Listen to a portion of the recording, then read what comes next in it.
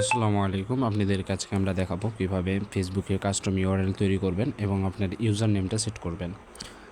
তো প্রথমে ফেসবুকটা ওপেন করবেন। ফেসবুকের যেই আইডিটা থেকে আপনি আপনার কাস্টম ইউআরএল চাচ্ছেন সেই প্রোফাইলটা লগ ইন করে নেবেন। আমি এই প্রোফাইলটাতে এটা সম্পূর্ণ করব। আপনাকে আমরা দেখাই দিই, আমার এটাতে কোনো কাস্টম ইউআরএল করা নেই।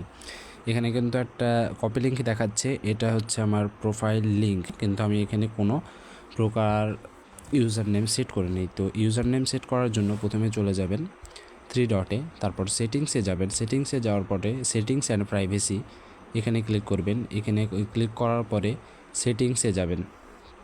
এখানে সেটিংস লেখা আছে, সেটিংসে যাওয়ার পরে এখানে অ্যাকাউন্ট সেন্টার যাওয়ার পরে প্রোফাইল আছে, এখানে প্রোফাইল এটার আপনি নাম শো করবে। প্রোফাইলের পর ক্লিক করবেন। এখানে কোন কোন প্রোফাইল আছে মেটাতে আপনার সেটা শো করবে। আপনি ফেসবুকটা সিলেক্ট করবেন। User name, profile picture, after, এখানে ইউজার নেমে দেবেন। আপনি আপনার অনুযায়ী একটা ইউজার নেম দিয়ে দেবেন। এটা হচ্ছে আমার ইউনিক ইউজার নেম। তো ডান হয়ে গেছে আমার ইউজার নেম সেট করা। এখন আমি প্রোফাইলে যাব, রিফ্রেশ করে নেব। রিফ্রেশ করে নেওয়ার পর প্রোফাইলে যাব।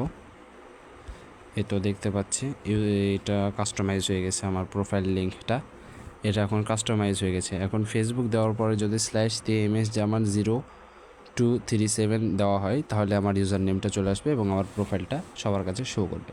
তো এটাই ছিল আজকের ভিডিও গাইজ। আপনাদের যদি ভিডিওটা ভালো লেগে থাকে তো অবশ্যই চ্যানেলটা সাবস্ক্রাইব এবং ফলো দিয়ে পাশে থাকবেন।